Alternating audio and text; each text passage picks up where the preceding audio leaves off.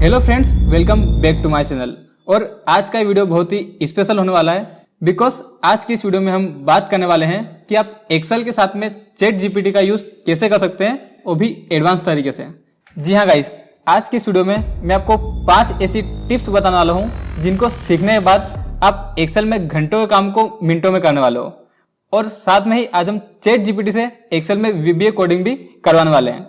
Video बहुत ही informative होने वाला है, इसलिए वीडियो को एंड तक जरूर देखना।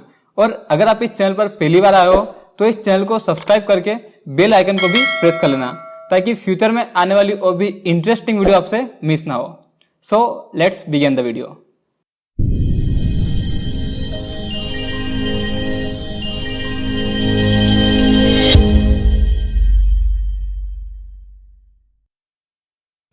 Tips number 1।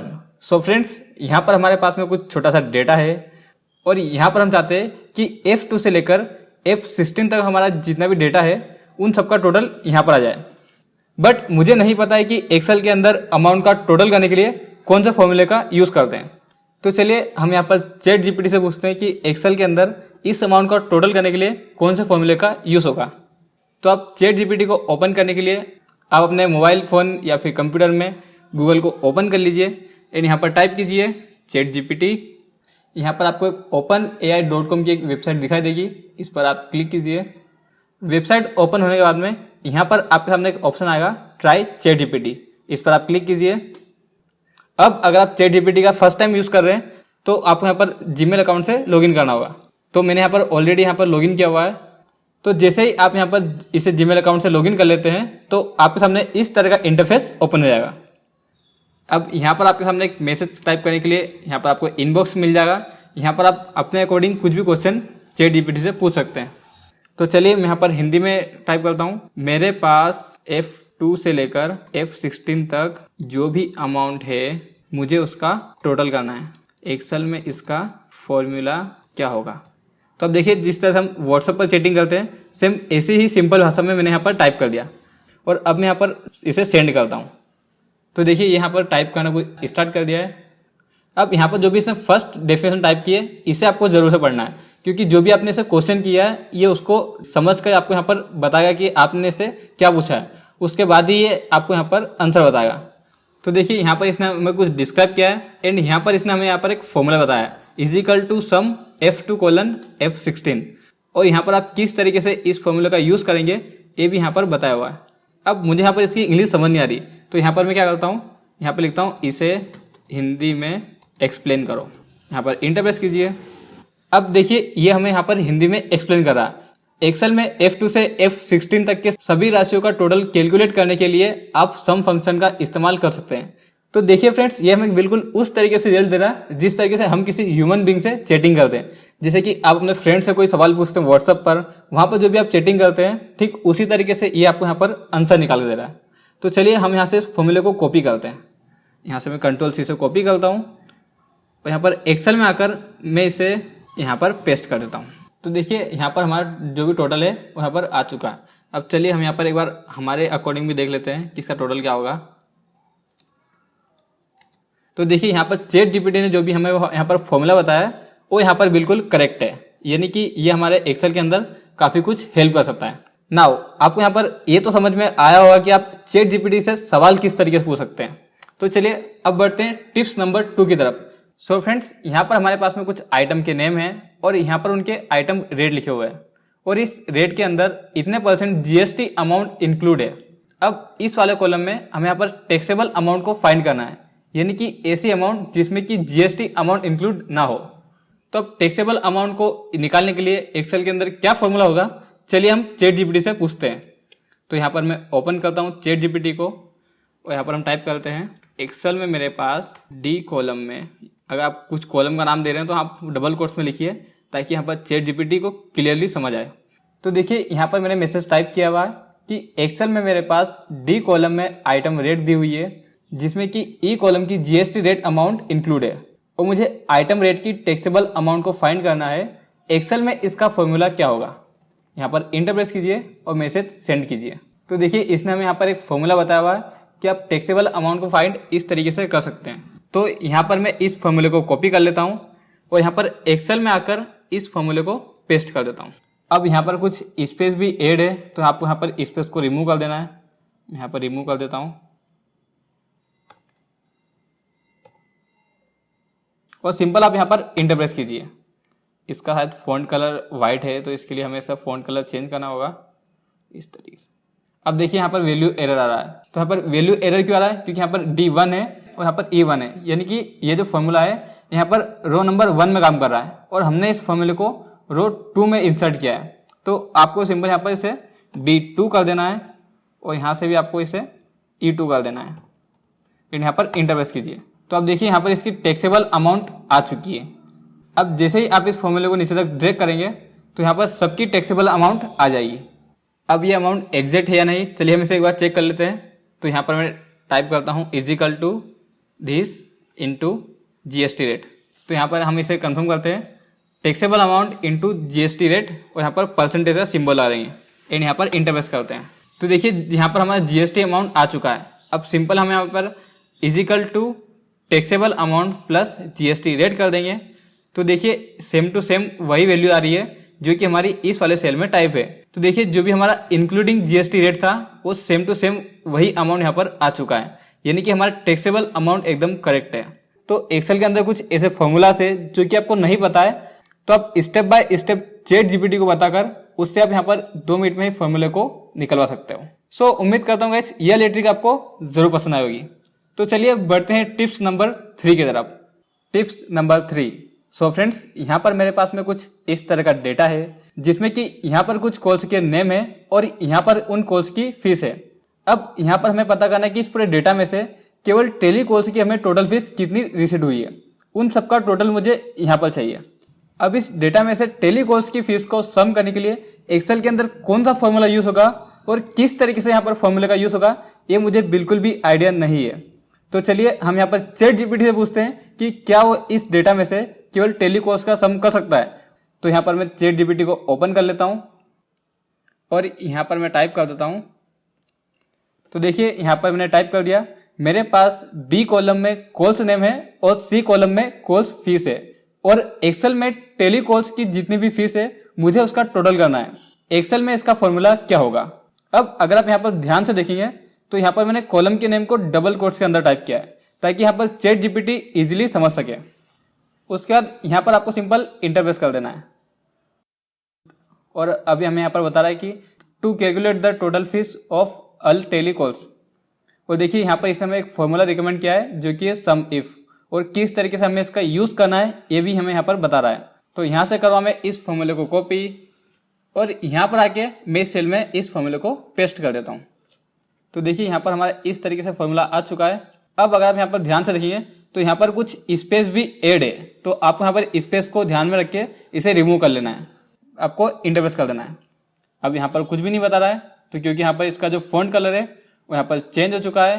तो यहाँ से मैं इसकी फॉर्मेटिंग को कॉपी करके यहाँ पर पेस्ट कर देता हूँ और ये देखिए ये हमें यहाँ पर टोटल बता रहा है 17,500। तो चलिए हम यहाँ पर इसे क्रॉस चेक करते हैं। यहाँ पर मैं फिल्टर की को अप्लाई करता हूँ, यहाँ से मैं सिलेक्ट करता हूँ टेली कॉल्स को, यहाँ पर ओके, एंड यहाँ से हम इसका सम चेक करेंगे। और ये देखिए यहाँ पर अगर आप स्टेटस बार पर फोकस करेंगे तो देखिए यहाँ पर भी ये बता रहा है 17,500, यानी कि ChatGPT ने जो भी हमें यहाँ पर फॉर्मूला रिकमेंड किया है वो एकदम करेक्ट है। तो इस तरीके से आप यहाँ पर ChatGPT की मदद से किसी भी फॉर्मूले को इंसर्ट कर सकते हैं। बट अगर आप एक्सेल में स्टेप बाय स्टेप सीखना चाहते हैं कि एक्सेल में सम फॉर्मूले का यूज किस तरीके से होता है और कितने तरीकों से होता है, इसके अलावा सम इफ और सम इफ्स को भी आप बिल्कुल डिटेल में सीखना चाहते हैं, तो इसके ऊपर मैंने ऑलरेडी एक वीडियो बनाया हुआ है। उस वीडियो की लिंक आपको ऊपर आई बटन में और डिस्क्रिप्शन बॉक्स में मिल जाएगी, वहां पर क्लिक करके आप इजीली उस वीडियो को देख सकते हैं। Tips number 4।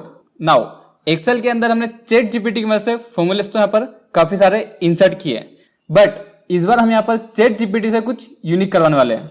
अब यूनिक क्या करवाना है, यहाँ पर देखिए, यहाँ पर मेरे पास में नेम 1 की लिस्ट है और यहाँ पर मेरे पास में नेम 2 की लिस्ट है।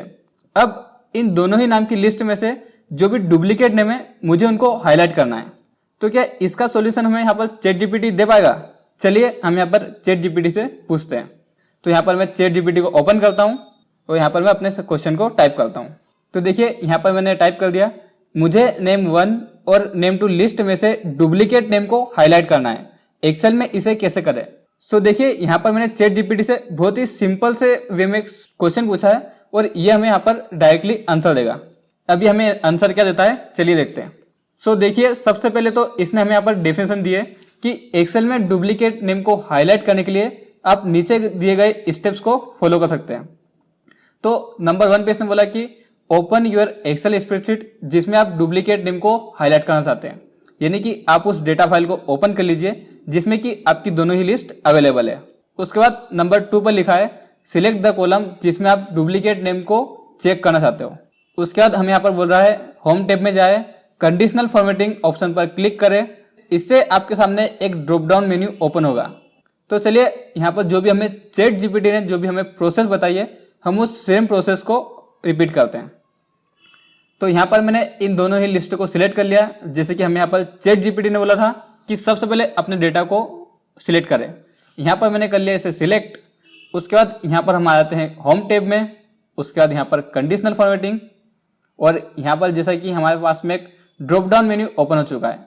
उसके बाद यहाँ पर हम जाएंगे हाईलाइट सेल रूल्स और यहाँ पर हमें एक ऑप्शन मिलेगा डुप्लीकेट वैल्यूज का, इस पर हम क्लिक करेंगे और यहाँ पर हमसे पूछ रहा है कि आपको हाईलाइट क्या करना है, डुप्लीकेट या फिर यूनिक। तो यहाँ पर हम डुप्लीकेट सिलेक्ट करेंगे एंड यहाँ से हम ओके प्रेस करेंगे।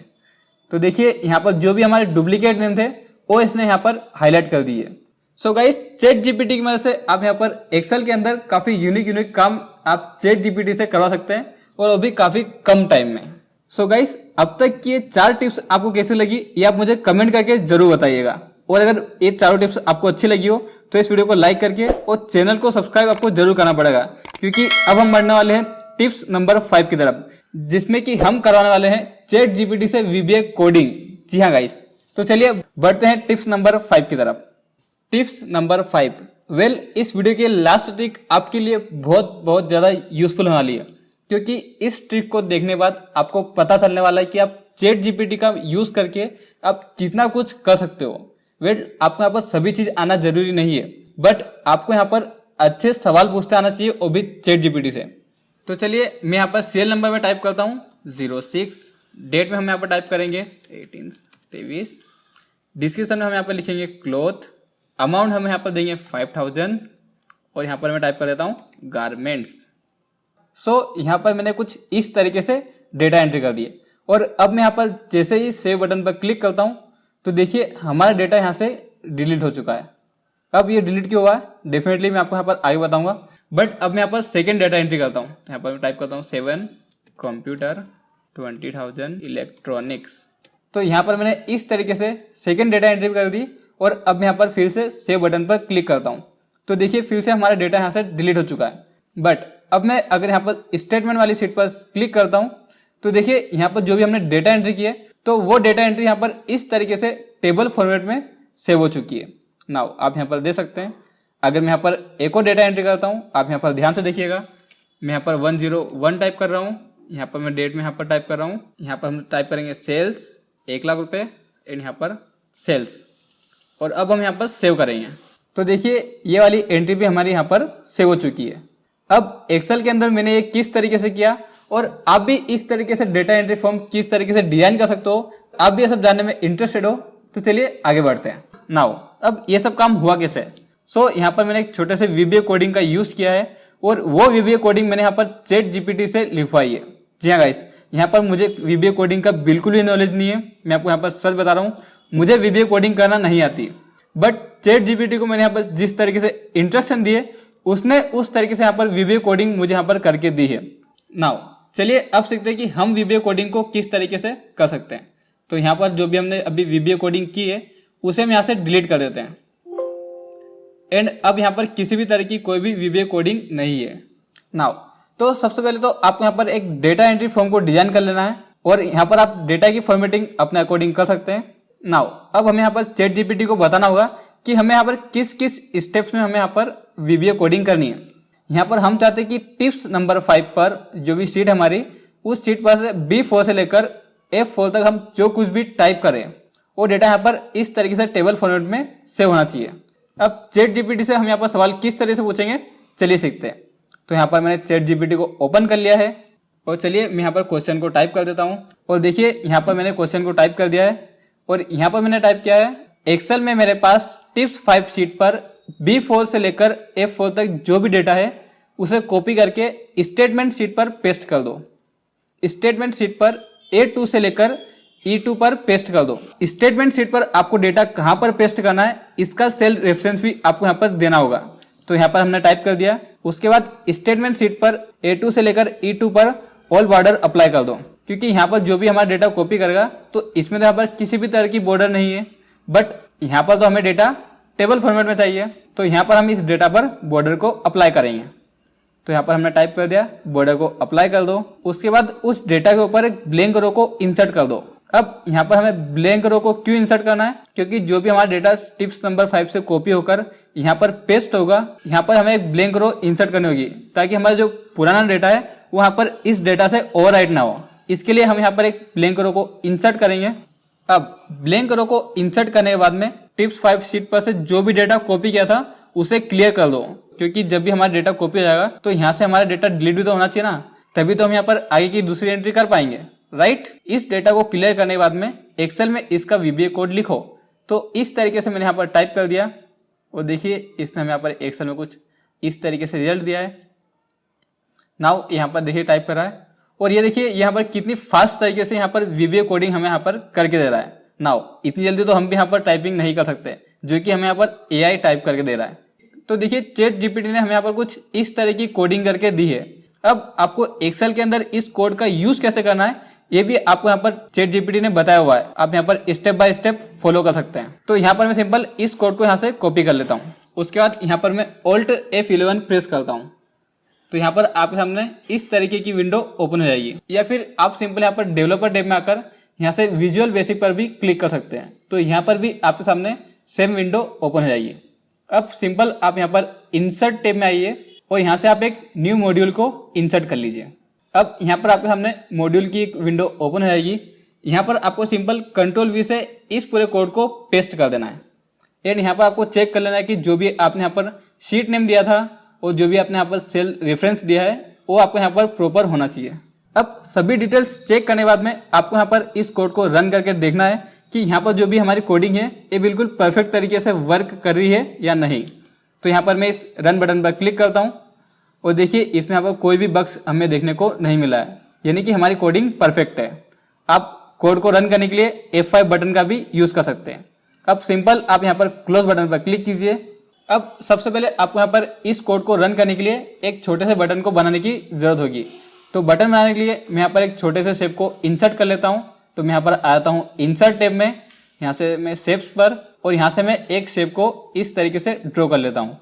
यहाँ से आप अपने अकॉर्डिंग इसकी फॉर्मेटिंग चेंज कर सकते हैं।